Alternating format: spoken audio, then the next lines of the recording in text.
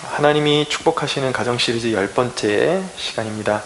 오늘 에베소 6장 1절에서 3절 본문으로 어른을 공경하는 가정이라는 제목으로 하나님의 말씀 나누겠습니다.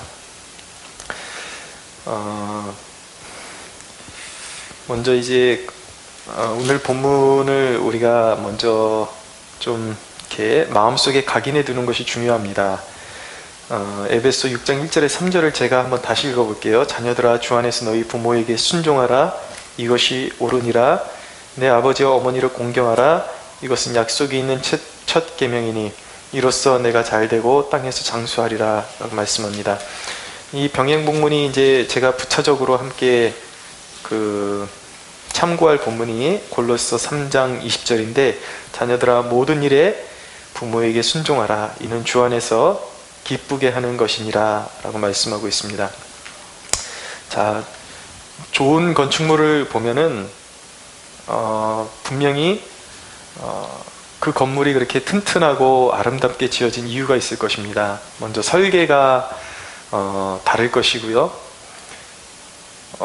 모든 재료 하나하나가 정말 선별된 그런 좋은 재료를 쓰겠죠. 가끔 건축물이 형편없이 무너지거나 다리가 절단되거나 무너지거나 이런 일들이 이제 일어나기도 하는데, 그런 부실 시공이 이루어지는 이유는 자명합니다. 그 원래의 그런 설계 도면대로 건축을 하지를 않고, 이제 진행되는 과정 속에서 이제 자재비를 생각하니까 자재비가 이제 좀 너무 과하다라는 생각이 드니까 자재비를 줄이기 위해서 이제 설계를 중간중간에 변경하는 거죠. 그리고 부실한 재료를 사용하고, 그러니까 건축물이 견고하지를 못하고 이제 무너지거나 아니면 쉽게 금이 가거나 그런 불안정한 상태로 이제 그 불안정한 상태로 이제 전락하고 마는 것입니다. 가정도 마찬가지입니다. 가정을 하나의 그 견고한 그런 어떤 건축물로 비견할 수가 있는데, 가정을 세울 때 견고하게 세워야 됩니다. 마치 견고한 성곽처럼 어떤 대적이 와도 쉽게 범접할 수 없는, 무너뜨릴 수 없는 견고한 성곽처럼 그렇게 이제 가정을 세워야 되는데, 그러려면은 설계를 잘 해야 되고 재료를 잘 사용해야 되겠죠. 신앙에도 그런 원리들이 있습니다.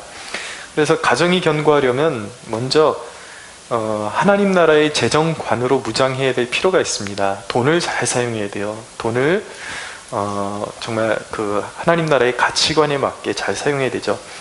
또 하나는 무엇이냐면 어른을 잘 공경할 줄 알아야 됩니다. 특별히 오늘 말씀에 부모를 공경하라, 어른을 공경하라 라는 이 병행에서 이제 우리가 이해할 수 있겠습니다. 그러면 첫째로 어른을 공경하면 가정이 든든하다라는 근거가 무엇일까요? 오늘 에베소 이 6장 2절 본문에 보면은 내 아버지와 어머니를 공경하라. 이것은 약속이 있는 첫 계명이다 라고 말씀하죠. 부모를 공경하는 것이 약속이 있는 첫 계명이다 라고 그렇게 말씀하는 것입니다. 종종 듣게 되는 그런 이야기들이 있습니다. 뭐냐면 멀쩡하게 아주 순수한 그런 자매였는데 한 집안에 시집 와서 믿게 됐어요. 믿게 됐는데 교회를 출석한 이후로부터 나름대로 순수하고, 그리고 이제 나름대로 그 시부모님에게도 순종하고 이런 자매였는데, 교회를 나가기 시작한 이후부터 오히려 사람이 삐딱하게 이제 바뀌어가고, 좋은 방향으로 바뀌는 것이 아니라 나쁜 방향으로 바뀌어가고, 오히려 그 시부모를 업신여기는 그런 모습으로 바뀌어가는 그런 자매들의 이야기를 종종 들을 때가 있습니다. 그 이유가 무엇이냐면, 교회에 가서 좋은 것들을 배우는 게 아니라 이제 3, 4, 5 모여가지고 이제 어른들 욕 보이는 거죠. 시부모 욕하고 이런 식으로 이제 그런 교회 안에서 이제 그 만남이 건전하지를 못하니까 그런 데서 영향을 받아가지고 오히려 교회 나가면서 순수했던 자매가 이상하게 변질되는 그런 얘기들을 종종 듣게 됩니다. 근데 여러분, 그렇게 그 신앙이 한번 잘못 들어가게 되면요, 어른을 공경하는 것에 대해서 등한시하고 잘못된 방향으로 가게 되면은 아무리 그 입술로 하나님 앞에 거룩한 소원을 가지고 열방을 주십시오, 열방을 위해서 헌신하겠습니다 해도 결코 복을 받지 못합니다. 그 원리가 자명하게 오늘 말씀에 나타나 있어요. 보십시오. 10계명에 보면 그 제1계명에서 4계명까지가 누구에 대한 것이냐면 하나님께 대한 것입니다. 하나님을 어떻게 섬겨야 되는가. 그리고 제5계명, 하나님 다음에 나오는 그 인간에 관한 첫 번째 계명이 뭐냐면 내 부모를 공경하라 라는 계명인 것입니다. 그것이 5계명이에요. 근데 이 부모를 공경하라는 이 계명이 우리가 분류할 때는 사람에 대한 첫 계명, 이웃에 대한 첫 계명으로 나타나는 것 같은데 유대인들은 이 10계명을 그렇게 분류를 하지를 않습니다. 유대인들은 이 부모를 공경하라는 제5계명만큼은 제4계명까지 하나님에 관한 계명으로 분류를 합니다. 그것이 무엇을 뜻하는 것이냐면 부모에 대한 의무가 마치 하나님께 대한 의무와 맞물려 있다라는 거, 그만큼 중요하다라는 거. 그러니까 부모를 공경하지 않고 결코 하나님을 온전히 공경할 수가 없다라는 것을 그만큼 이 계명을 중요시하게 보는 것이죠. 근데 이 계명에는, 부모를 공경하라는 이 계명에는 약속이 있습니다. 하나님의 약속이 있는 계명인데, 이 오늘 약속이 있는 첫 계명이다 라고 말씀하고 있는데, 구약 성경에 이 약속에 대해서 어떻게 말씀하고 있냐면 신명기 5장 16절에 보면 너는 내 하나님 여호와께서 명령한 대로 내 부모를 공경하라. 그리하면 내 하나님 여호와가 내게 준 땅에서 내 생명이 길고 복을 누리리라 라고 말씀하고 있는데, 이 계명을 그대로 사도 바울이 이제 취해가지고 이제 그것을 적용해서 이제 여기 신약 성경에 기록하고 있는 것입니다. 그러니까 우리가 구약의 말씀은 신약과 거리가 멀다라고 생각하는 것이 얼마나 착각인지 우리가 알 수 있겠죠. 오히려 그 구약의 말씀, 구약의 정신을 더 분명하게 살리고 그리고 완전히 그리스도께서 율법을 온전히 성취하시고 그 의미가 완전히 살아난 시대가 이제 신약 시대인 것이죠. 그러니까 이 계명이 사라진 게 아니에요. 하나님은 자신을 나타내실 때의 약속과 연관지어서 나타내십니다. 하나님 약속을 지키시는 하나님이시다 라고 그렇게 말씀하시죠. 하나님의 약속은 불변하시며 그리고 반드시 그분의 약속을 이루어 내십니다. 약속의 하나님이세요. 근데 하나님께서 무엇을 약속하고 계시냐면 부모를 공경하면 3절에 이로써 내가 잘 되고 내가 잘 될 것이다 라고 말씀하고 있죠. 잘 되는 것, 우리가 신앙생활하면서 범사에 잘 되는 것이 굉장히 중요합니다. 우리가 영적인 삶을 추구한다 그래서 그런 육적인 삶의 기반, 그러니까 우리가 육적이라는 표현을 쓸 때 그것은 두 가지를 의미하죠. 하나는 죄 짓는 습성을 말할 때 우리가 육적이다 라고 말하기도 하지만, 지금 말씀드리는 건 육적이라는 것은 말 그대로 우리가 육체 안에 갇힌 사람들이니까, 육체를 가지고 있는 사람들이니까 육체의 필요를 말할 때도 육적인 것이다 라고 그렇게 우리가 말을 하죠. 그래서 이런 육적인 삶의 기반을 결코 우리가 우습게 여기면서 신앙생활을 온전히 할 수 없다라는 것을 우리가 깨달아야 합니다. 마치 그거예요. 마음이 빈약해지면 육체도 따라서 약해집니다. 근데 이게 상관관계가 오묘해요. 또 어떤 사람은 몸이 아프기 시작하면서 마음이 약해지는 경우가 있죠. 그러니까 육체와 마음이 서로 너무나도 긴밀하게 연결이 돼 있는 거예요. 그러니까 영적인 삶이 무너지면 육적인 삶도 당연히 이제 무너질 수도 있지만, 육적인 삶에서 우리가 기반이 든든하지 못하면 자꾸 그 흔들리는 그런 어떤 그런 생활의 영향력 때문에 우리의 영혼과 마음이 흔들리고 영이 든든하게 설 수 없을 수도 있다는 것을 우리가 기억해야 되는 것이죠. 그러니까 우리가 삶의 기반이 든든하고 올바로 세워지는 것이 우리가 생각하는 것보다 굉장히 중요하다는 것을 알게 되는 것입니다. 그래서 우리의 영혼이 이롭게 되기 위한 모든 생활의 영역을, 그것이 설령 육신이 행하는 삶이라 할지라도 그것은 분류되는 삶이 아니에요. 그것이 영혼에게 이롭게 되는 삶이라면 그것이 우리가 육체로 행하는 것이고 육적인 기반이지만 사실은 다 영적인 삶에 해당이 되는 것입니다. 그래서 우리가 이제 삶의 기반이 든든해야 돼요. 근데 내가 잘 될 것이다, 부모를 공경하면 내가 잘 될 것이다 라고 하나님께서 약속을 주고 계신단 말이에요. 그러니까 이 말씀을 우리가 삶 가운데 우리의 마음판에 새기는 것이 얼마나 중요한지 깨달아야겠죠. 그래서 하나님은 견고한 삶의 기반을 약속하고 계십니다. 그리고 내가 잘 되고, 이어서 뭐라고 말씀하세요? 장수하리라. 자, 이 장수하리라는 대목은 좀 우리가 조금 더 심도 있게 우리가 그 해석을 할 필요성이 있는데, 부모를 잘 섬긴다 그래서 문자적으로 모든 개개인이 다 오래 살고 장수하는 것은 아닐 것입니다. 근데 이제 때로는 하나님께서 그 개인을 향하신 특별한 뜻이 있기 때문에 항상 하나님은 더 좋은 길로 인도하신다는 것을 우리는 믿어야죠.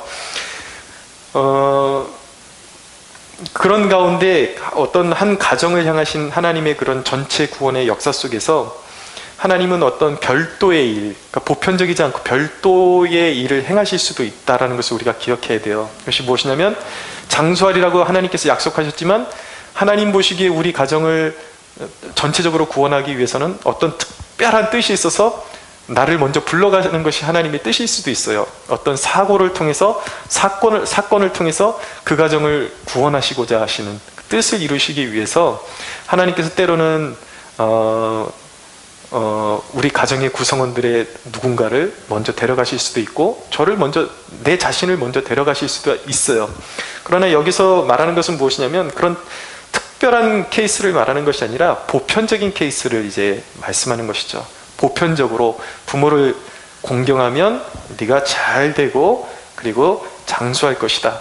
이 장수하다라는 또 다른 의미가 하나 더 있어요. 그게 무엇이냐면, 그냥 오래 산다라는 뜻만 있는 것이 아니라 어떤 물건 같은 것들을 잘 간직하여 지키다라는 뜻도 장수하다라는 표현을 쓰고 있는 것입니다.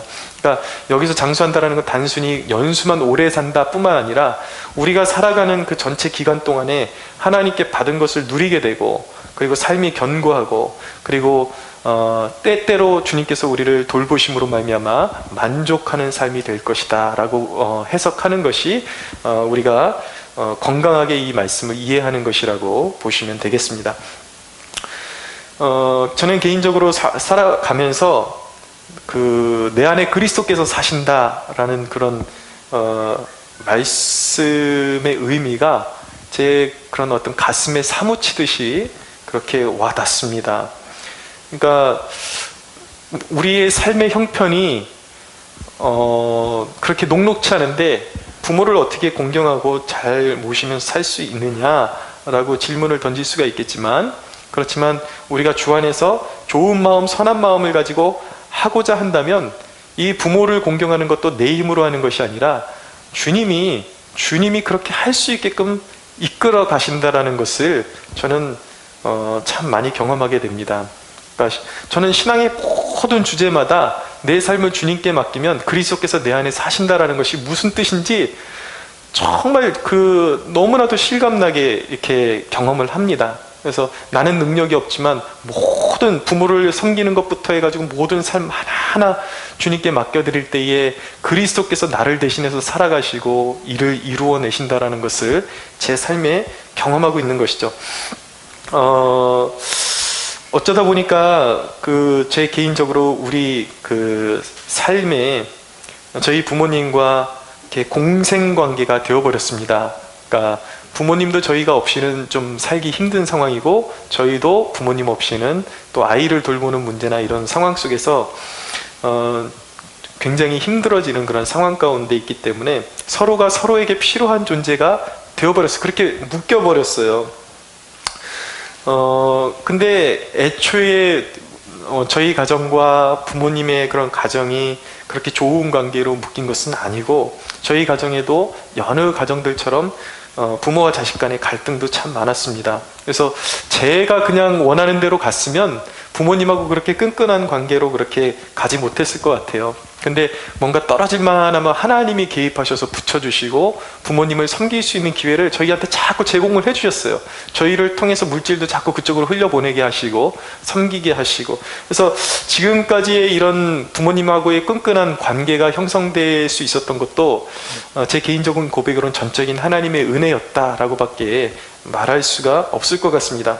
그럼에도 불구하고 저희가 나름대로 저희가 할 수 있는 선에서 노력했던 것이 무엇이냐면, 그래도 우리가 부요하지 못해서 부모님에게 많은 것을 해드릴 수는 없지만 가족 여행 같은 거 다닐 때에 항상 부모님을 먼저 생각했습니다. 부모님의 노고를 생각하고, 이런데 부모님 모시고 가면 참 좋을 것 같다.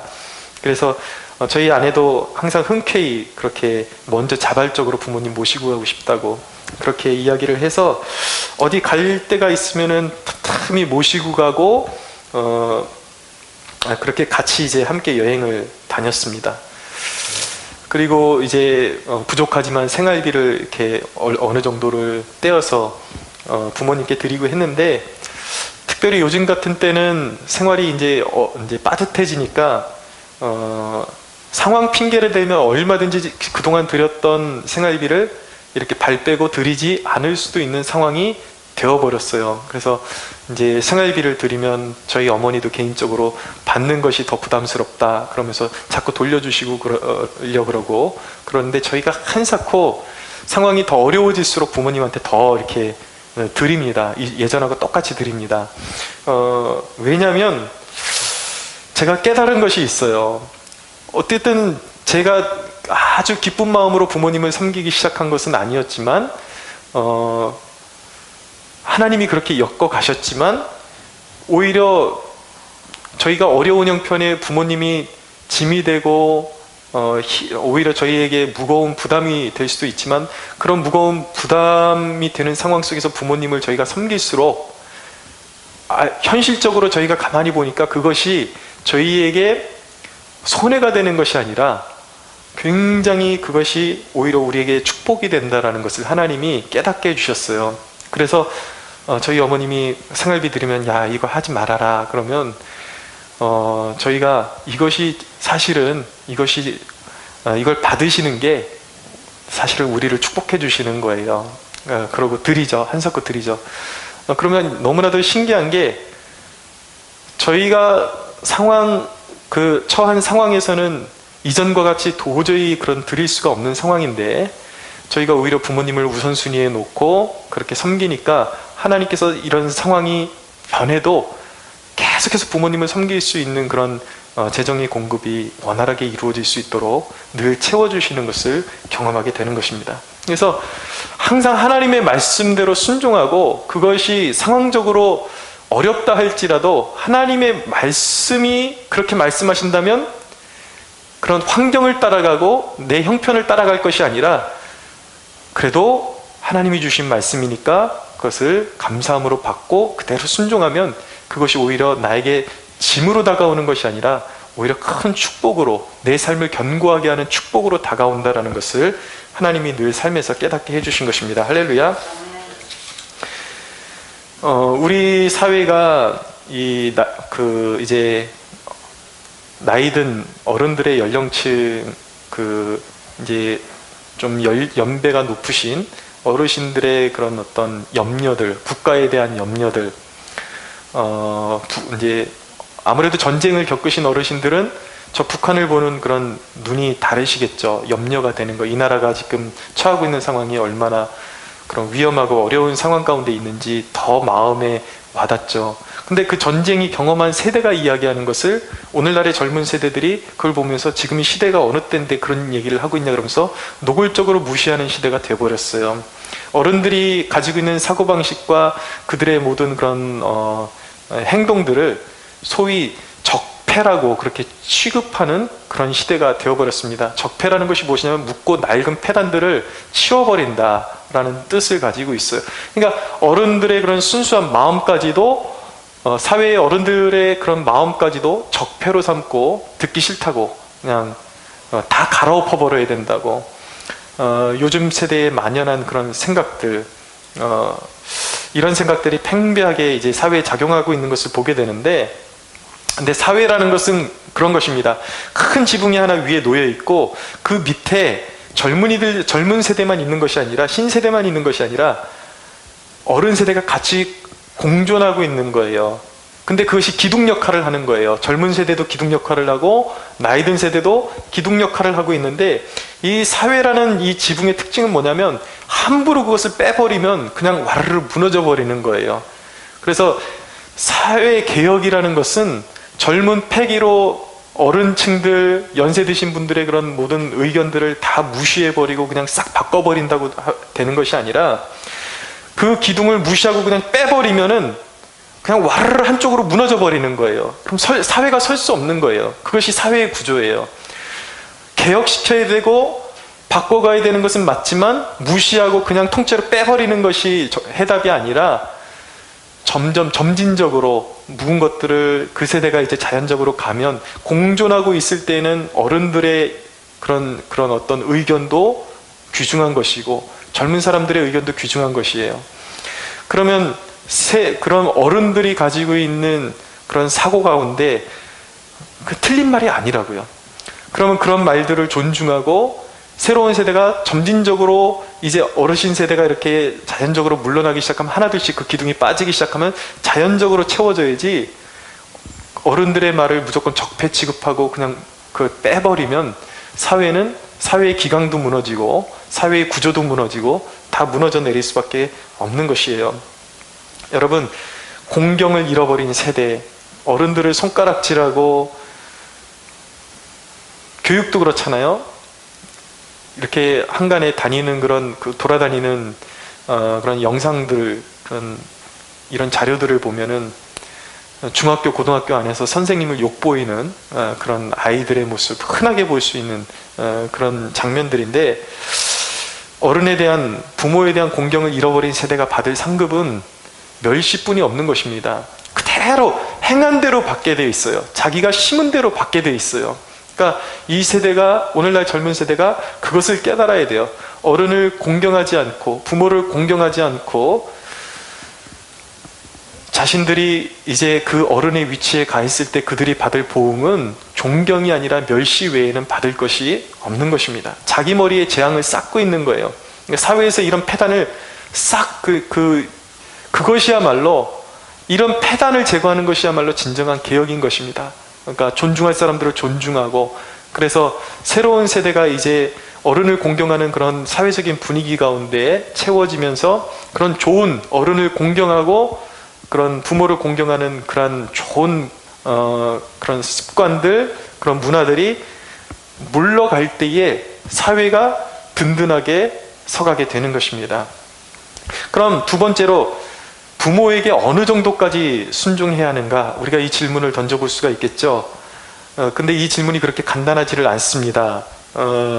왜냐하면 부모들 가운데는 믿음의 가치를 갖지 않은 부모일 수도 있고, 계속해서 갈등 관계에 있는 부모일 수도 있기 때문입니다. 근데 우리가 이 성경이 말씀하는 순종의 의미를 잘 알아둘 필요성이 있어요. 순종의 범위가 어디까지냐, 도대체 부모에게 순종하라는데 어디까지 순종해야 되느냐. 골로새 3장 20절에 보면 모든 일에 순종하라고 그렇게 말씀하고 있습니다. 그럼 이 모든 일이 진짜 모든 일일까? 우리가 그걸 따져봐야 되는 거예요. 근데 오늘 병행복문인 에베소서에 보면은 그걸 보강하죠. 주 안에서 너희 부모에게 순종하라 라고 그렇게 말씀하고 있는 것입니다. 그러니까 성경을 해석할 때에 이 전제 조건이 무엇이냐면 전체 중에 큰 기둥을 보고 그 다음에 그것을 부연 설명하는 구절을 함께 봐야지, 한 구절만 달랑 떼어가지고 보면 항상 그릇된 해석이 나올 수 있는 거예요. 모든 것을 순종하라 그러면 그럼 부모가 전혀 믿음의 가치관에서 벗어난 일을 계속 이제 강요하고 시키는데도 그것을 순종해야 되는 것인가? 결코 그런 것은 아니라는 것이죠. 그래서 성경은 상호 보완하고 견제하고 있다는 것을 우리가 기억해야 하는 것입니다. 그래서 늘 휩쓸리는 것을 우리가 방지해야 돼요. 우리가 성경을 이 부모 공경에 대한, 순종에 대한 말씀, 이 대목을 우리가 다루면서 우리가 생각해야 되는 것은 무엇이냐면, 모든 법칙과 도덕성 위에 하나님이 계시다라는 것을 먼저 깨달아야 돼요. 부모를 공경하는 것이 맞고 순종하는 것이 맞지만 그 위에 뭐가 있어요? 하나님을 공경하는 것이 가장 첫 번째예요. 하나님 사랑 다음에 이웃 사랑이 있는 거예요. 근데 그 말은 무엇이냐면 하나님이 기준이라는 것이죠. 하나님이 원치 않으시는 것까지 복종하라는 뜻은 아니다라는 것을 말씀하는 것입니다. 그러니까 부모에게 순종하라고 했다서 기계처럼 어떤 죄된 요소가 있을 수도 있고 상식에서 벗어난 요소가 있을 수도 있는데, 기계처럼 의사표현 없이 그 말에, 부모의 말에 종속되라는 뜻은 결코 아닌 것입니다. 때로는 부모가 시행 판단을 이제 잘못 내리기도 하죠. 그렇지만 하나님께 모든 상황 가운데 그것들이 하나님께 죄가 되지 않는 중립적이고 일상적인 일들이라면 그런 중립적이고 일상적인 일에서는 최대한 부모의 뜻을 존중하고 부모를 기쁘시게 하는 쪽으로 선택하고 일을 하라는 것입니다. 그러니까 이 원리는 우리가 일상 관계에도 적용되는 거예요. 성경이 뭐라고 말씀하냐면 할 수 있는 대로 모든 사람과 화목하라 라고 말씀하고 있죠. 그것이 성경의 원리에 있는 것입니다. 그런데 모든 사람과 화목하라고 했다 그래서 맹목적으로 다른 사람의 말을 쫓으라는 말은 아니라는 것을 우리가 이제 알게 되는 것입니다. 이제 다만 우리가 살아가면서 죄가 되지 않는 선에서 상대방을 섬기는 마음으로 살아가라는 것이죠. 그것이 자기를 부인하고 또 십자가를 지는 삶의 한 단면이 되는 것이죠. 상대방을 상대방을 먼저 고려하는 삶, 섬기는 삶, 그것이 기독교적인 가치관이잖아요. 그러니까 나보다 상대의 기분을 더 생각하고, 그리고 상대방이 추구하는 것들을 더 존중해 주라는 것이죠. 그렇지만 상대가 잘못된 방향으로 갈 때 노할 수 있어요. 분명히 하나님이 원치 않는 방향으로 상대가 요구하고 그런 가치관을 가지고 나에게 무언가를 요구한다면 거기에 대해서는 단호하게 노할 수가 있어야 하는 것입니다. 그렇지만 우리가 진정으로 그 어떤 신앙심을 품고 이 땅을 살아간다면 대부분 우리는 상대에게 어떤 상황 속에서 내가 좋아하는 것보다 상대방의 의견을 존중하려고 노력하겠죠. 뭐가 더 좋으세요? 어떤 것이 더 당신에게 기쁨이 되겠습니까? 라는 상대방의 의견을 존중하는 그게 신앙적인 그런 삶의 방향성이고 방식인 것입니다. 마찬가지로 모든 것에 맹목적으로 부모에게 순종하라는 것은 아니지만 그 어떤 관계보다도 더 무게감을 두고, 특별히 부모님의 말에는 더 무게감을 두고, 그것이 중립적인 그런 죄가 되는 일이 아니라면 부모의 말을 존중하고 무게감을 두고 부모를 기쁘시게 하는 방향성으로 순종할 수 있어야 한다는 것입니다. 할렐루야. 여러분, 특별히 그 믿음 안에서 연단된 부모의 말을 청종할 줄 알아야 돼요. 그런 부모가 어떤 영적인 그런 통찰력이 있어가지고 하나님의 말씀을 잘 이해하고 있는 부모라면 어떤 죄에 대한 경고, 그리고 어떤 진로에 대해서 자꾸 인간적으로 선택하려고 그러는데 부모가 그거는 하나님 기뻐하시는 것 같지 않다라고 그렇게 이야기할 때에 그런 말은 귀를 잘 기울여서 선택을 해야 인생의 폐단을 줄일 수가 있는 것입니다. 그럼 세 번째로, 이런 것을 종합해 볼 때에 우리는 뜻이 맞지 않는 부모도 충분히 섬기고 공경할 수 있다는 것을 깨닫게 되는 것입니다. 자, 공경하라 그러는데 이 공경이라는 말의 뜻은 무엇이냐면 몸가짐을 조심스럽게 하고 받든다라는 뜻을 가지고 있어요. 그래서 이제 영어로는 리스펙트라는 단어를 쓰는데 이런 것입니다. 하나님이 그 부모를 이야기하는 것입니다. 부모의 행실에 관계없이 그들의 존재에 부여하신 권위 자체에 존경심을 가지라는 말이에요. 자, 쉽게 말씀드리겠습니다. 우리의 부모가 특별히 아버지가 술을 마시고 망나니 짓을 하는 술망나니일 수도 있어요. 그렇지만 그런 술망나니인 아버지라 할지라도 아버지라는 그 자체로 공경할 수 있어야 된다라는 거예요. 아버지라는 그 자체로. 자, 직장에서 불의한 상사가 있습니다. 그의 불의에 동참할 수는 없지만 그 상사라는 자체만으로 존중할 수는 있어요. 대할 때에 죄에 참여하지는 않지만 공손하게 대하고 상사에게 먼저 호의를 베풀고 차를 한 잔 대접하고, 그래서 나의 선한 행동으로 대화의 문을 열고 그를 올바른 길로 이끌어갈 수 있는 그런 충분한 여지가 생길 수 있다는 것이죠. 그래서 항상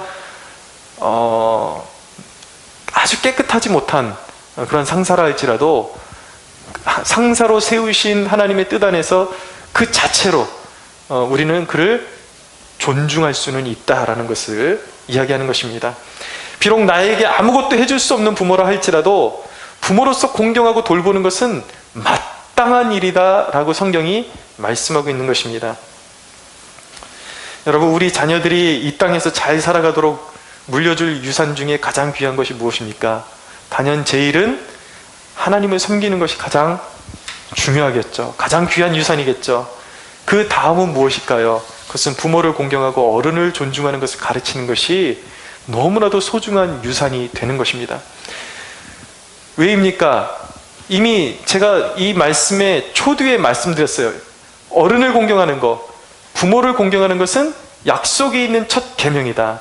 이로써 내가 잘 되고 이 땅에서 장수할 것이다 라고 하나님께서 약속하고 있는 거예요. 하나님께서 그 삶을 붙들어 주시고 그 기반을 견고하게 해주시는 것보다 더 확실한 삶이 어디 있겠습니까?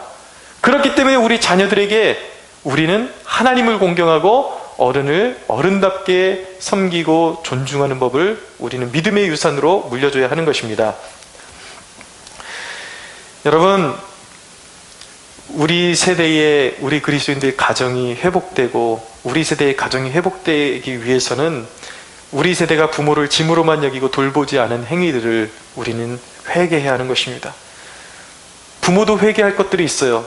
부모로서 자녀를 노엽게 한 죄, 그래서 계속해서 끊임없이 갈등을 유발한 죄, 우리 다 회개해야 되는 거예요. 부모에게 상처가 많은 사람은 이제 남아있는 그런 삶 가운데 자신의 가정과 자녀들의 행복을 위해서 그 마음의 중심으로부터 이제는 부모를 용서할 수가 있어야 하는 것입니다. 우린 그런 말들 많이 하잖아요. 그동안 부모가 엄마가 나한테 했던 걸 생각하면 전혀 엄마한테 아버지한테 그렇게 호의를 베풀고 싶은 생각이 없다라고 그런 말들을 종종 듣게 돼요. 그동안 부모가 나한테 했던 걸 생각하면 정 떨어지고 도저히 뭘 더 해주고 싶은 생각이 들지 않는다라는 말을 흔하게 듣습니다. 근데 여러분, 부모에게 보상받으려고 하지 마십시오. 부모가 변화돼서 여러분들을 만족해 할 것이라고 생각하지 마십시오. 부모라는 존재가 우리에게 끊임없이 상처를 주었다고 할지라도 이제 용서할 수 있는 이유가 무엇이냐면, 이제는 부모가 나에게 주지 못한 사랑을 주님이 나를 만족해 하시고 있고 주님이 나를 채우시고 있고 주님이 나를 사랑으로 받아주시고 있기 때문에 부모가 나에게 해주지 못한 사랑을 하나님이 내 삶 가운데 채우고 계시기 때문에 우리는 부족할 것이 없는 거예요. 믿으십시오. 그렇기 때문에 여러분, 하나님이 나의 만족이 되시고 주님이 나의 온전함이 되시기 때문에 나에게 상처 준 부모를 용서할 수 있는 것입니다. 여러분, 주님이 여러분을 채우고 그 돌보심으로 여러분의 삶이 채워지기 위해서는 미움을 덜어내야 돼요. 그래야 주님의 사랑이 온전히 여러분들의 마음 가운데 삶에 채워지는 것입니다. 미움이라는 것은 마치 암덩어리 같은 거예요. 암덩어리는 덜어내야 되는 거예요. 제 아내 그 환부의 암덩어리를 이제 남은 걸 덜어내고 거기에 대신 그것을 채울 수 있는 이제 보형물을 집어넣게 됐어요. 마찬가지 영적인 원리가 이거예요. 그 암을 그냥 마음에 담고 있으면 심령이 썩어가는 것입니다. 부모에 대한 미움을 담고 있으면 심령이 썩어가는 거예요. 미움이라는 것은 암덩어리와 같은 거예요. 도려내야 돼요. 그것을 도려내면 거기에 주님의 사랑으로 채워지게 되는 것입니다. 주님의 사랑으로 채워져야 되는 거예요. 여러분, 여러분의 가정이 정말 복된 가정이 되고 아름다운 가정으로 세워지기를 축원합니다. 할렐루야. 그렇게 되기 위해서는 증오의 굴레가 벗어져야 돼요. 부모에게 있는 앙금, 서운함 벗어버리십시오. 증오의 굴레가 벗어지고 하나님의 은혜가 여러분들의 삶 가운데, 가정 가운데 물된 동산같이 흘러넘치는 그런 축복이 있게 되기를 주 예수의 이름으로 축원합니다. 하나님께 영광의 박수 올려드리겠습니다.